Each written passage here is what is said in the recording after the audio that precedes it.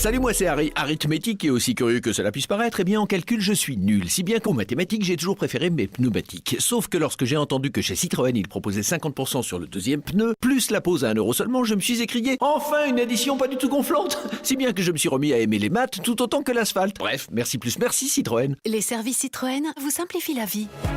Citroën.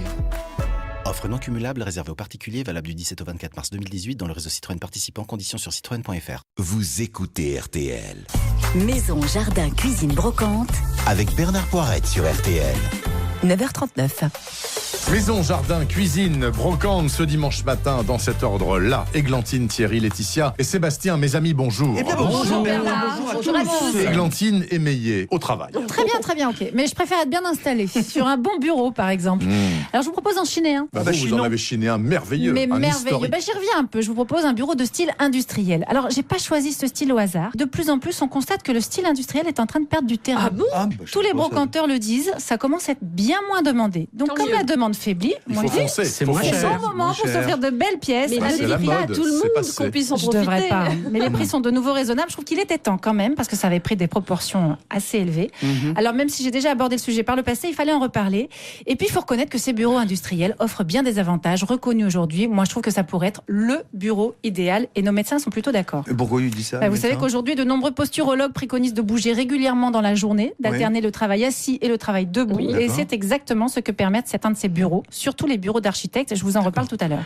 C'est la transition de la gravure sur tablette à l'écriture sur parchemin qui a provoqué la naissance du bureau comme on le connaît aujourd'hui. Au XVIIe siècle, il se décline en diverses formes. Il y avait le bureau plat, le cabinet avec ses multiples tiroirs, le secrétaire à abattant, le Oui. secrétaire à pente, et j'en passe. Au XVIIIe siècle, les premières pièces de bureau en métal apparaissent, influencées par les théories hygiénistes de l'époque, qui considèrent le métal plus facile à nettoyer pour lutter contre les épidémies. La véritable naissance du mobilier industriel apparaît durant la deuxième moitié du XIXe siècle, au sein des usines. Et pour ce qui est de nos intérieurs, il y a quelques années encore, c'était les bureaux classiques et massifs de style Empire, Louis XIV, Louis XV, Louis XVI, qui avaient la ferveur du public. Ces dernières années, tout ça, c'était parti aux oubliettes. On Poubelle, s'est intéressé au mobilier industriel des années 50 à 80, des meubles en acier qui s'intègrent bien mieux dans nos intérieurs contemporains. Oui, c'est vrai. Alors, il y a un bémol quand même, c'est que ces meubles sont lourds. Ah oui, le poids. énorme. Franchement, Un âne mort. c'est assez lourd. Mais on en trouve très facilement chez nos amis brocanteurs et à des prix bien plus intéressants que du mobilier neuf. D'autant plus, je le redis, l'industriel est en perte de vitesse. Un exemple. Allez. Tout d'abord, les fameux bureaux Strafort, marque Strafort. mythique des forges de Strasbourg, un des fabricants français phares de meubles industriels de bureau. Ouais. Alors, un plateau métallique avec 2 caissons à tiroirs sur les côtés, Oui. entièrement restauré. Aujourd'hui, on en trouve à partir de 350 €. C'est très très C'est honnête. très C'est raisonnable. increvable en plus. Il y a aussi les bureaux de la marque Poneo qui sont très très recherchés. Et les bureaux d'architectes, alors vous disiez que c'était sans aucun Bah doute oui, les parce qu'ils meilleurs. montent et Mais ils descendent. Oui, pour, oui, notre on peut les dos, régler. pour notre dos, Ouais. c'est les meilleurs avec leur judicieux système de contrepoids. Ils passent très rapidement et très facilement d'une position assise à une position debout et inversement. Et je vous donne un exemple, une ancienne table en métal avec plateau amovible dont l'inclinaison et la hauteur se règlent en appuyant juste sur une pédale. Ça se négocie aujourd'hui autour de 400 €. Il y a à peine 2 ans, moi j'avais du mal à en voir à moins de 600 €. Ah hein. ouais, ça a bien baissé. Donc il y a un Ça tiers baisse. de moins quand Super. même. Mais oui. C'est pas mal. Thierry Denis, c'est les beau, fans surtout. d'orchidées sont à la fête, dites-vous, parce que cette année, le congrès européen d'orchidées se passe enfin à Paris et c'est vendredi, samedi et dimanche prochain. Oui, les 23, 24 et 25 mars. Alors, je l'annonce dès maintenant, la dernière fois que la capitale française a eu cette chance, c'était il y a 18 ans. Incroyable, Le Gotha de l'orchidée sera là lors de cette expo, au Paris Event Center.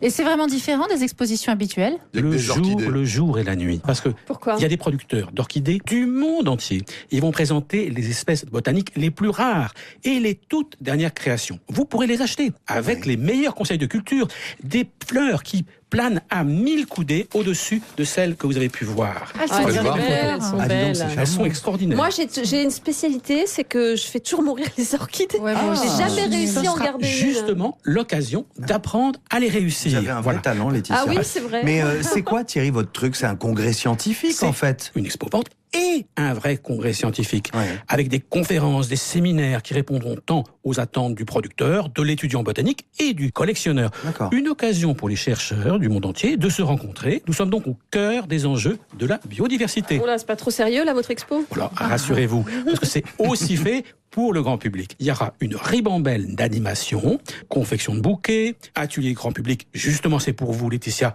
sur la culture des orchidées, comment ne pas les faire crever en 5 minutes, concours photographique et même des ateliers pour enfants. Allez-y en famille, vos charmantes petites têtes blondes ne s'y ennuieront pas. Moi, je sais pas, les orchidées, ça me laisse un peu froid. Je trouve ça extrêmement beau, mais ça fait un peu peur parce qu'on a peur de les toucher et qu'elles tombent en morceaux. Parce qu'en fait, ces orchidées, hors du commun, la question centrale est la suivante. Est-ce qu'on peut les cultiver chez soi? Et bien plus souvent qu'on ne le croit. Une pépinière française bretonne, la Canopée, va présenter une petite merveille qui fera sensation. Le Lycaste tiponche. Oh, ça me plaît, ça, tiens. Comme le célèbre apéro. Ah, c'est vient pour des les Antilles. Voilà. Alors, cette petite orchidée est littéralement couverte de fleurs crème au beurre avec une touche de verdure. Ça, c'est une orchidée. C'est Voilà, joli, c'est ça, une hein. orchidée. C'est la super première beau. fois que j'ai jamais vu. Et alors, elle fleurit à la maison pourvu qu'il fasse un minimum de 15 degrés. Et l'adresse ça va. de la Canopée, là, qui présente cette chose-là? Alors, c'est à Plougastel d'Aoulas, capitale de la fraise, capitale dans de le la fraise, Finistère. bien sûr. Alors, le site internet lacanopée.com est très bien fait. Vous y trouverez tous les conseils de pro. En plus, vous voyez cette hyper rareté qui va être présentée pour la première fois Ouais, ça semaine vaut prochaine. combien Eh bien, elle est vraiment pas chère. 22 € le plan adulte. Voilà. Superbe cadeau. Joli. En tout cas, si on ne va pas à Plougastel d'Aoula, on peut aller porte de la Villette, 23, 24, 25 mars pour le congrès international de l'orchidée. À tout de suite pour la suite, bien évidemment. Laetitia a quelques idées décoratives sans pinceau pour faire de la peinture quand même. Je sais pas comment elle va faire, avec des patates ou un truc comme ça. Et puis les pas loin. carottes très très cuites de Sébastien Encore Demorand. des carottes, Allez, mais oui. pas en salade cette non. fois-ci. Va tout de suite. Maison, jardin, cuisine, brocante. Sur RTL.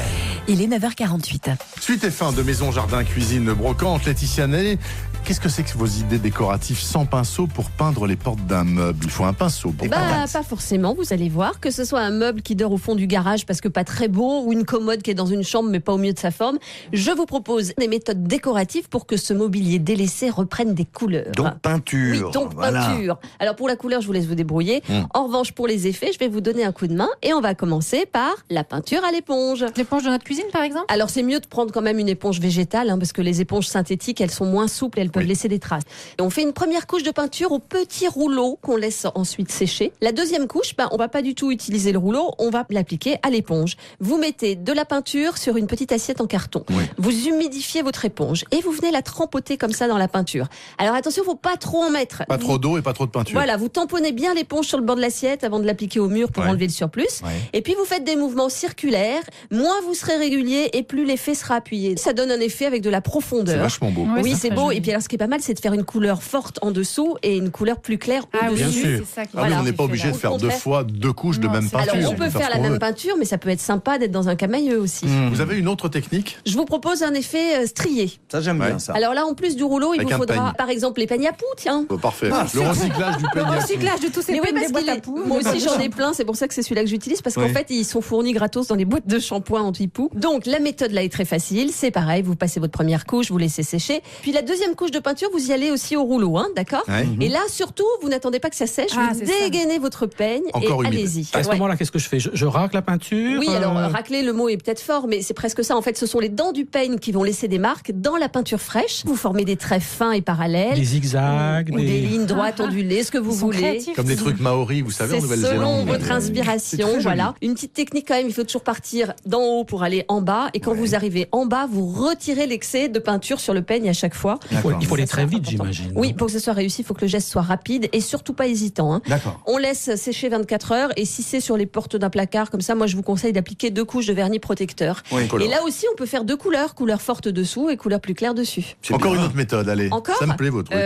Avec du papier bulle. Ah bon? Le début, c'est toujours la même histoire, une couche de peinture qu'on laisse sécher, et puis une deuxième qu'on ne laisse pas sécher. Oui. Et là, on tamponne le mur avec le papier bulle, on Ça fait appuie quel bien, effet, alors et ben ça fait un effet peau de lézard. C'est très très Ça, sympa. j'ai jamais vu ça, par Sur contre. un meuble, c'est super. Ça, c'est bien, ça. Vous avez 3 méthodes. Là. Vous avez Les plus 2 qu'à premières, choisir. j'ai déjà vu, mais le papier bulle, j'ai jamais Oh, vu. ça marche Coupez, là, super ça- Et moi, je vais Ça me savoir enfin quoi titille. faire de mes peignes à Les poux. carottes sont-elles très très cuites avec Sébastien Demorand ce matin? Mais on ne parle pas de fruits, plutôt de légumes. Oui. C'est la suite du week-end très aimable autour de la carotte. Spéciale dédicace pour vous, Bien Bernard sûr, Poirette, bien n'est-ce pas? sûr. Vous disiez fruits ou légumes, c'est vrai que pas légumes. l'oranger de la carotte appelle forcément ce petit clin d'œil aux fruits, mais on va y arriver dans 2 petites secondes.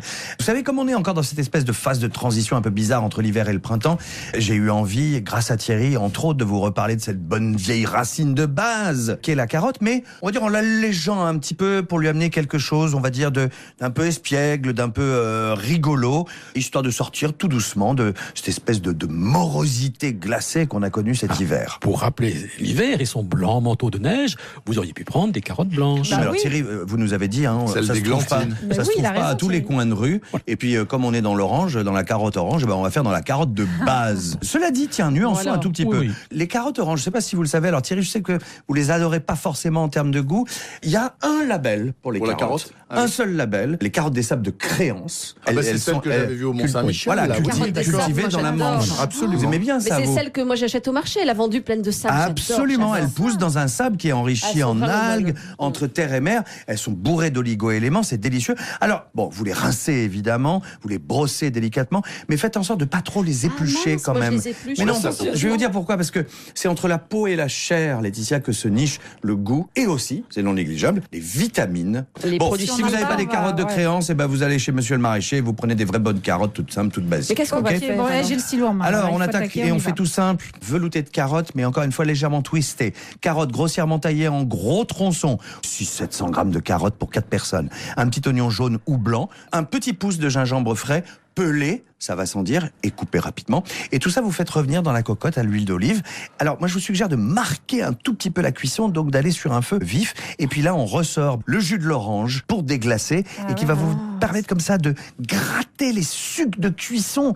Un tout petit peu d'eau, 1 litre, comme toujours. Sel et poivre. pour Sel booster et un peu, poivre, quand même. Thierry, vous le Oui. savez évidemment. 1/4 de cube de bon, bouillon mais moi de j'en mets volaille. toujours un entier. Non, c'est non, pas la peine. ça va Faut que tuer ce le soit goût de la carotte. Exactement, Thierry, bien vu. Faut être très léger, Laetitia.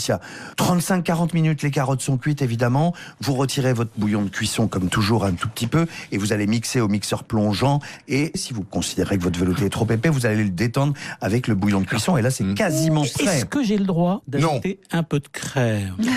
Alors Thierry, oui, pourquoi Thierry. pas? Mais je vous suggère mollo. pour cette recette plutôt 1 ou 2 traits de lait de coco ça, à la c'est place de la C'est mieux, crème c'est mieux. fleurette. Ce sera bien Et un meilleur. soupçon de Et curry, alors à c'est ce moment-là, si vous le faites, Thierry, vous parsemez comme ça de quelques zestes d'orange et d'un tout petit peu Oh, c'est de chic, coriandre ciselé. C'est hyper bon. Et j'espère que ça rend aimable. Je ne dis pas ça pour vous, Bernard. Mais j'espère bien, parce que moi je suis naturellement aimable alors que je ne mange que des patates. Je vous jure. souhaite une bonne semaine. Merci mes amis. Bernard. Merci, Vous avez Bernard. intérêt à revenir samedi prochain. On Bon essaiera. week-end. hein.